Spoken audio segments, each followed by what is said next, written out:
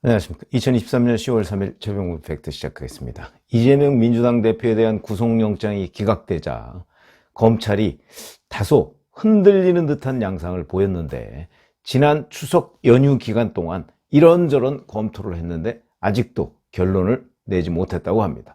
일각에서는 구속영장을 재청구한다 이런 얘기도 나왔습니다만은 그것까지는 아닌 것 같고, 그러면 과연 어떻게 이 후속 처리를 해야 되느냐, 이 문제를 가지고 검찰 내부에서 논란이 벌어지고 있는 것으로 보입니다. 그건 결국 지금 쌍방울 대북 송금 문제하고 백현동 배임 문제인데, 이 두 가지를 언제 어떤 방법으로 기소하느냐, 그러니까 똑같이 기소하느냐, 일괄 기소하느냐, 분리해서 하느냐, 이런 정도의 차이인데, 그에 따라서 전략이 조금씩 달라지고 있는 건데, 그러다 보니까 민주당이 어떻게 나오느냐는 것도 상당히 고려 요소가 된다고 합니다. 구속영장을 청구하기 전에는 기각될 경우에는 상상도 안 했다 이렇게 얘기를 하면서, 그러나 만약에 그렇게 될 경우 영장을 재청구하지 않고 이 대북송금과 백현동 개발 특혜 의혹을 일괄해서 불구속으로 기소할 것이다 이렇게 얘기를 했는데, 사실은 이 두 가지를 함께 넣어서 영장 청구를 했었죠. 근데 쌍방울 대북 송금 문제는 수원지검에서 수사를 하고 있었고요, 백현동 배임 문제는 서울중앙지검에서 수사를 했습니다. 그러다 보니까 수원지검 거를 중앙지검이 받아다가 일괄해서 구속영장, 이거는 이제 구속영장 발부율을 높이기 위해서 그랬던 건데, 결과적으로는 구속영장이 기각이 됐습니다. 그러다 보니까 이제 다시 그럼 이 두 가지를 수원지검으로 쌍방울 대북 송금 문제를 보내서 보완 수사를 해야 될 것인지, 아니면 어차피 서울중앙지검에 모아놨으니까 중앙지검에서 함께 기소를 해야 될 것인지, 이 부분을 아직 결정을 안 했다는 얘기죠. 그러니까 어저께 이제 검찰 관계자들 코멘트를 보면 이렇습니다. 아직 정해진 게 없다. 중앙지검과 수원지검에서 각각 고민할 것이다. 이렇게 얘기를 하고 있습니다. 그런데 사실은 서울중앙지검과 수원지검이 같이 연루된 문제라고 한다면 이거는 대검에서 고민을 해야 될 가능성이 굉장히 높죠. 대검찰청에서 이거를 교통정리를 해줘야 되는 거죠. 왜냐하면 당초에 수원지검에서 수사 중인 쌍방울 대북송 문제를 중앙지검으로 모아서 구속영장을 청구하는 것도 사실상 대검찰청의 결정 아닌가요? 그런데 이렇게 중앙지검과 수원지검에서 고민할 것이다 라고 얘기하는 부분은 결국은 검찰이 다소 우왕좌왕하고 있다는 그런 반증이 되는 겁니다. 그러니까 이걸 어떻게 할까?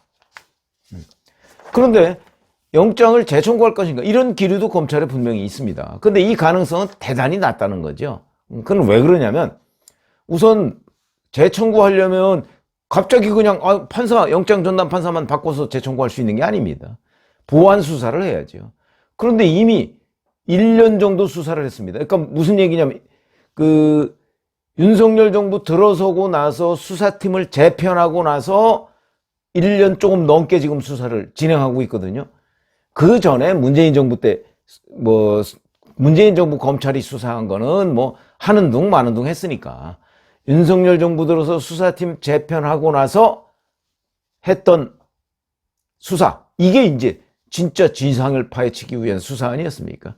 그러니까 그렇게 되면 1년 정도 수사가 진행이 됐는데, 그리고 나서도 제대로 뚜렷하게 직접적인 증거가 없다 이런 지적을 영장 전담 판사로부터 받았는데, 그렇다면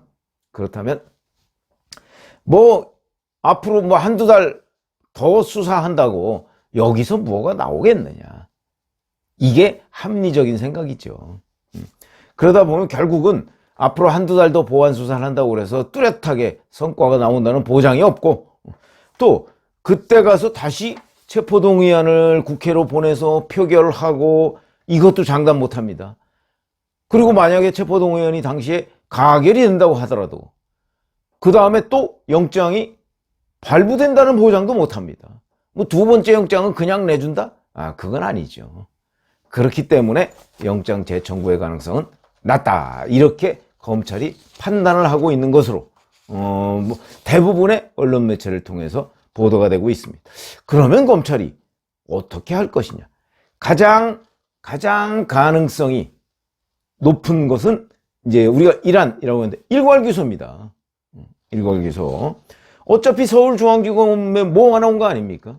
그러다 보니까 일괄해서 기소를 하는 거죠. 백현동 배임 문제하고, 그러니까 이건 서울중앙지검에서 수사하고 있던 거, 그 다음에 수원지검에서 수사하고 있던 쌍방울 대북송금 문제하고, 이건 뭐 어차피, 그 다음에 우이증교사까지. 이렇게 할 경우에는 이제 이게 한 재판부에 배당될 가능성이 있거든요. 그러면 또 재판부 리스크가 있습니다. 지금은 그걸 고려하지 않을 수가 없습니다. 지금 어차피 김명수 체제가 짜놓은 시스템 아닙니까?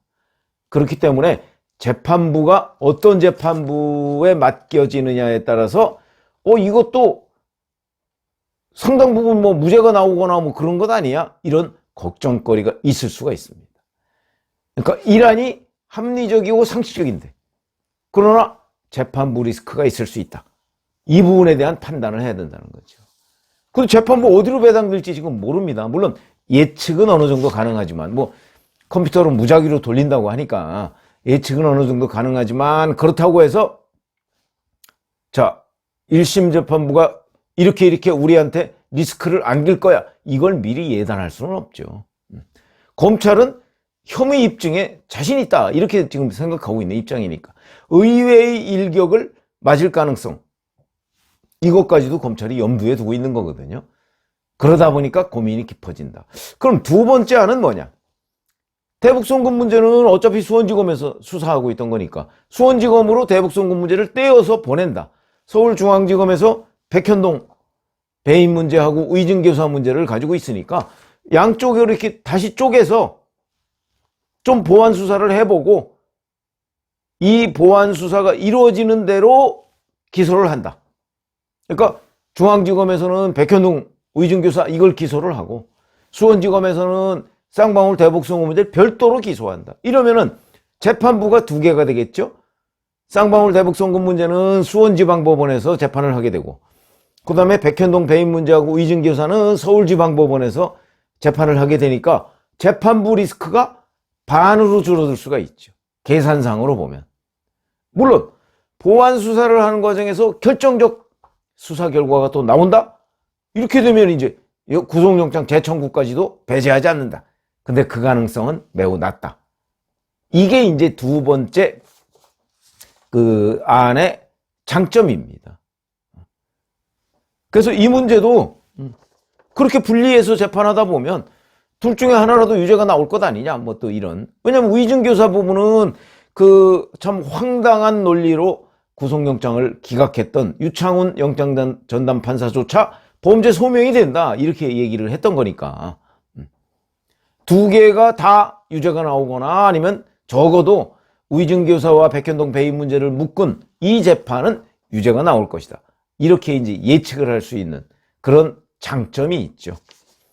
그 다음에 세 번째 안이라는 게 또 있습니다. 이건 이제 두 번째 안하고 비슷한 건데, 이렇게 분리해서 기소를 하는데 서울중앙지검이 백현동 배임 문제하고 의증교사가 있으니까 의증교사부터 우선 기소를 한다. 이거는 뭐 물증도 있고 이재명 대표의 육성도 있으니까. 그리고 나서 백현동 배임 문제는 약간의 보완 수사를 거쳐서 시간차로 기소한다. 이러면 또 이제 재판부 리스크가 또 줄어드는. 근데 어찌 보면 이거는 정도는 아닌 것으로 보인다.